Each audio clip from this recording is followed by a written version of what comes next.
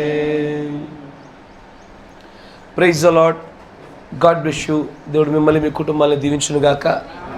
దేవుడు మిమ్మల్ని రాబోతున్నటువంటి తన యొక్క మధ్యాకాశపు రాకడకు మిమ్మల్ని సిద్ధపరచునుగాక.